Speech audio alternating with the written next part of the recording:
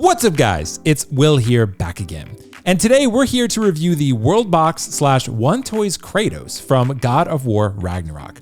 Now this was a figure that I shit all over when it was announced. So today we're going to determine if my pessimistic outlook was warranted or not.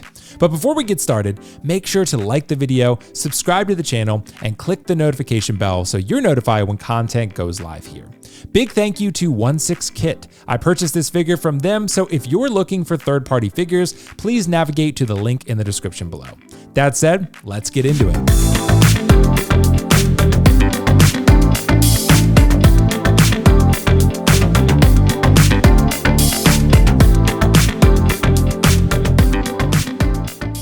Alright guys, so as is tradition on this channel, I like to show you the figure first thing. So here's your first look at the One Toys Worldbox Kratos from God of War Ragnarok.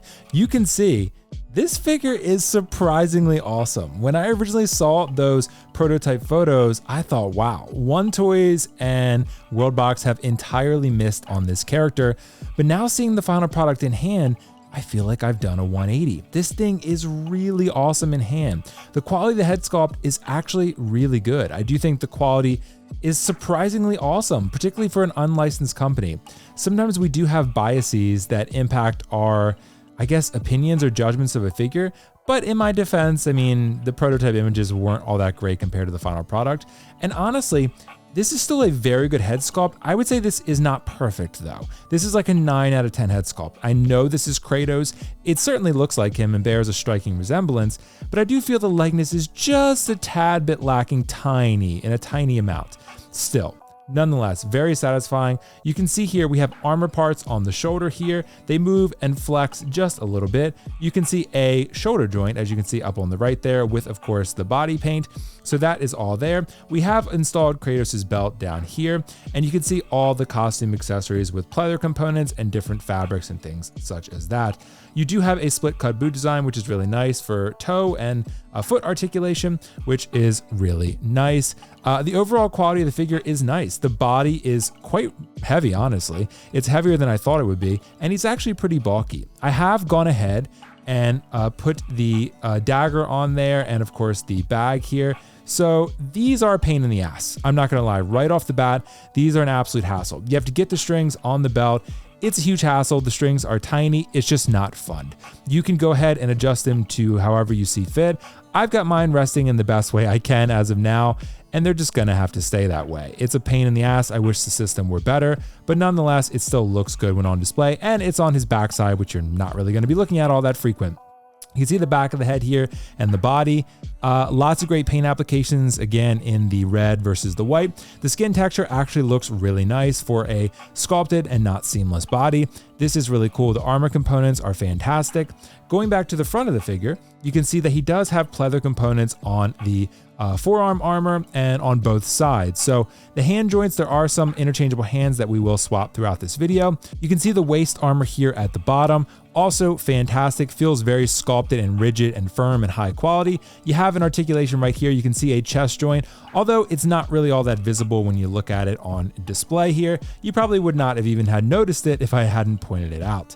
Nonetheless, this figure looks great. The first impression of it, there you go. There's a side profile of it. This thing is awesome, surprisingly great. So now we're taking our first look at Screaming at Clouds Kratos. So this is the angry head sculpt that you can apply to this figure, and it also looks absolutely awesome. The detail in the teeth and the tongue and the overall expression, it's absolutely awesome. You can also see vein work up here near the top of the head. There's veins right in there. That's not a paint scratch, that's a vein. It's super cool. He's raging, he's roiding out Kratos. This thing is awesome. I elected to keep the fur on him just for the ease of me recording this video, honestly. But we're gonna try out different looks throughout this video and we'll show you all of it. Nonetheless, there's your first look at Angry Kratos. I prefer the stoic head sculpt, but I do love this one for more dynamic poses. So honestly, I think it comes down to how you plan to display this guy in your collection. If you're going for something more dynamic, perfect head sculpt. Something more stoic, you're gonna have to go with the stoic one. So starting with the accessories portion of the video, we're starting with the Draupnir Spear. So for those who played the game, you picked up the Draupnir Spear, you had Brock help you forge it because you needed something to give you a competitive edge against Heimdall. One Toys has done an amazing job here recreating this Draupnir Spear. There is a ton of detail present throughout this entire spear. Great paint applications. It's not die cast, it is a plastic piece.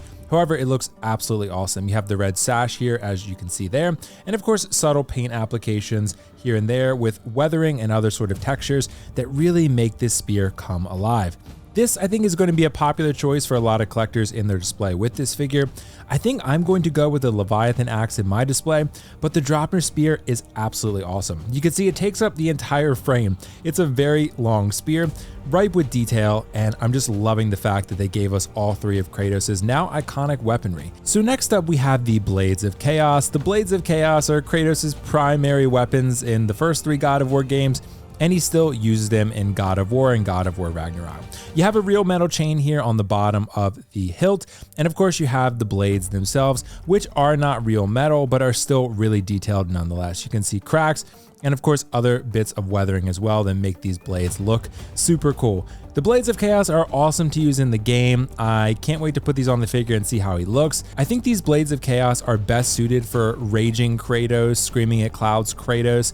I think that's the one you're going to want to go with if you want to use these Blades of Chaos. But nonetheless, you have really cool accessories here that for weaponry, you're not going to miss out on anything here. Kratos is coming pretty packing. And last, but certainly not least, we have the Leviathan axe. The Leviathan axe is Kratos' iconic weapon at this point. Ever since God of War's reboot in 2018, Kratos has taken an affinity towards the Leviathan axe.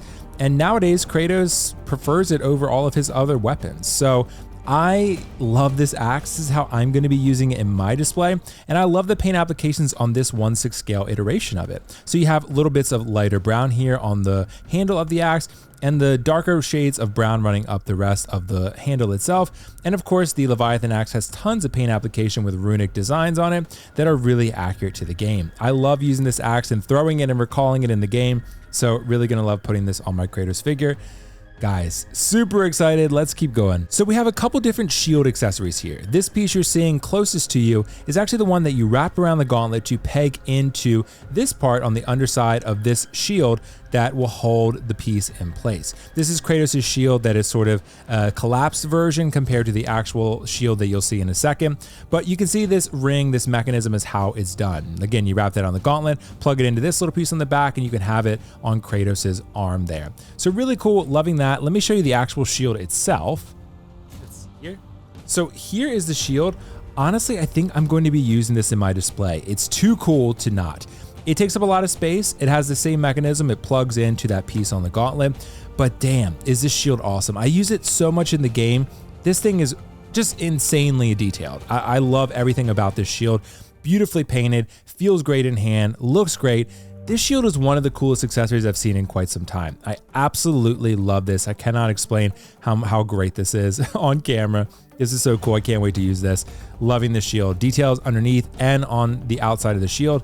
It looks awesome. It just looks just like the game.